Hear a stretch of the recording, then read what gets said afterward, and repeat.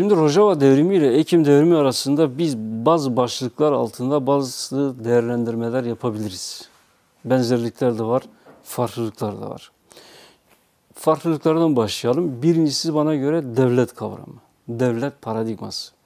Rojava devrimi devlet konusunda oldukça büyük adımlar attı. Devlete bakış açısında, onu söyleyelim. Nasıl adımlar? Mesela şu an Rojava devriminde gerçekleşen sürecin ismi demokratik konfederalizmdir. İşte PKK'lileri Abdullah Öcalan'ın da sık sık formüle ettiği gibi.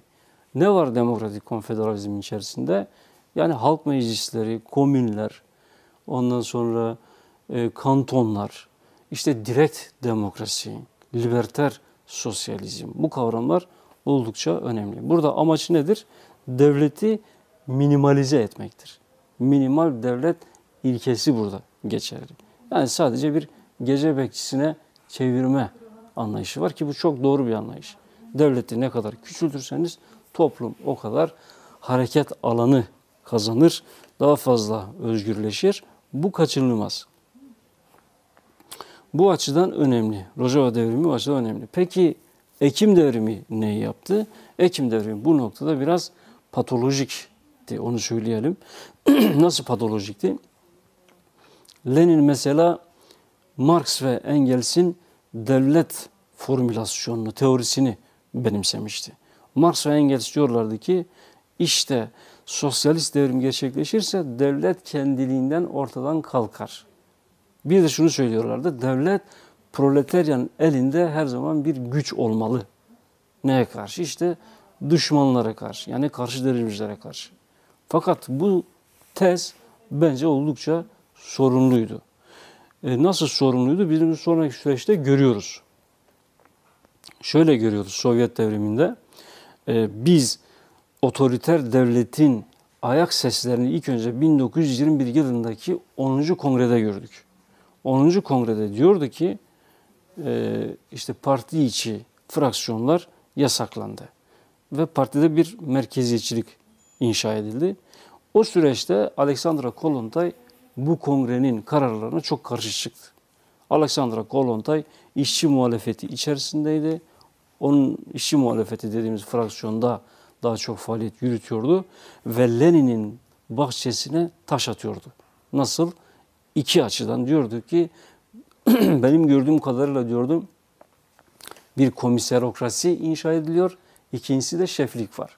Yani Lenin'i şef olmakla suçluyordu. Bu suçlamalarla birlikte sonraki süreçte baktık ki artık Sovyet devriminde devlet sönümlenmek yerine daha fazla güçlenmeye başladı. Kokuşmaya başladı. Yani bir meyve gibi posalaşmaya başladı. Mesela 1924 yılında bir genel sekreterlik makamı inşa edildi. Bu makamın inşa edilmesiyle birlikte Stalin genel sekreter oldu ve Stalin'le birlikte zaten büyük fecaatler yaşandı diyebiliriz. Nasıl? Stalin yani Leninist çizgiden tamamen koptu. Bir nevi iyi veya kötü işleyen karınca yuvasını saman çöpüyle doldurmaya başladı. İşte Buhari'nin bazı orada Stalin'e uyarıları vardı.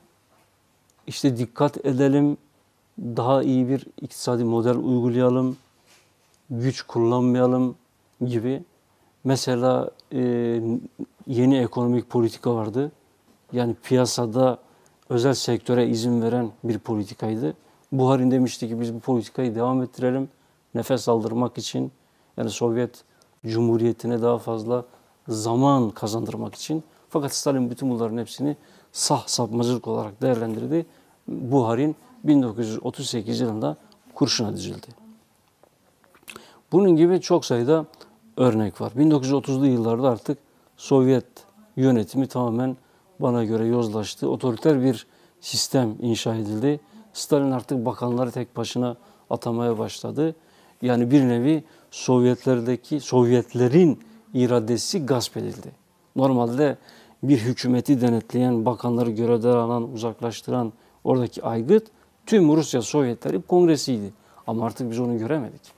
Bir parti var, partinin üzerinde ise bir kişi var. Bu kişi mevcut makamını kötüye kullanıyor. Orada bir otokrasi inşa etmiş. Yani monolitik bir devlette monomit olmuştu. Günümüzde biz Rojava devriminde bunun hiçbir kırıntısını göremiyoruz. Bu konuda oldukça dikkatli hareket ediliyor. Tek kişi yönetimi yok, herhangi bir otokrasi yok ve kararlar yatay düzeyde ele alınıyor. En önemlisi de kadınlar bu devrimde öncüdür. Şimdi kadınlar mesela Rojava devriminde sadece devrime katılmadılar. Devrimin aktörleridir. Bir de her şey 2012'de başlamadı. Kadın hareketi Yekitiya Star'la birlikte başladı. 2005'ten itibaren. Yani 2005'ten itibaren Yekitiya Star köylerde, kasabalarda örgütleniyor. Kadınları örgütlüyor. Sadece kadınları değil, topluma yön veriyor. Toplumu adeta bir devrime hazırlıyordu. 2012'den sonra ise Kongre Star bu görev üstüne aldı. Sadece mesela kadın akademilerinde değil, bakıyoruz her alanda. Ekonomide, dilde, kültürde biz kadınların öncü olduğunu orada görüyoruz. Artık aracın şoförü değişti. Sovyet döneminde, Sovyet devriminde aracın şoförü erkeklerdi. Burada ise kadınlar. Kadınlar yön veriyorlar. Pozisyon değişti, muamele değişti. Sovyet devriminde kadınlar bir mısır koçanı gibiydi. Süs biberi muamelesi görüyorlardı. Ama Rojava devriminde ise tam aksi. O açıdan önemli. Mesela ekonomi politikasında da kadınların ciddi bir pozisyonu var. Daha doğrusu aktifler. İşte kadın komitesi var, kadın ekonomi komitesi. Topluma orada önemli projeler sunuyor. Toplumun tekelleşmesini engellemek, toplumda bireyselleşmeyi engellemek için ciddi uğraşları var. İşte 30'a yakın kuruldu, kooperatif kuruldu. Bunlara dikkat ediyorlar.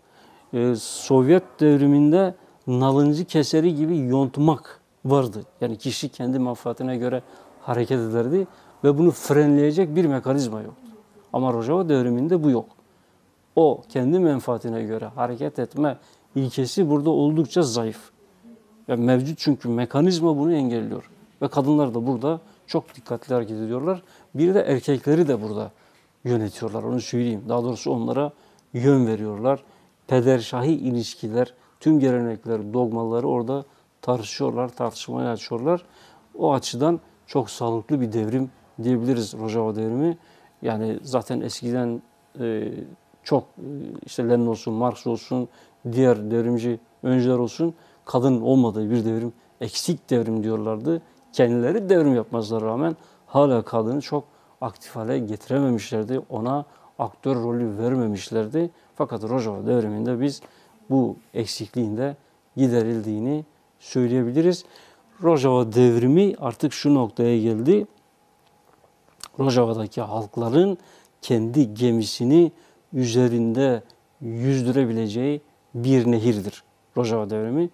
Bu nehir, daha doğrusu bu nehirin üzerindeki gemi 2012'den beridir korsanların saldırısına uğruyor. Korsanlar tarafından sık sık gasp ediliyor diyebiliriz.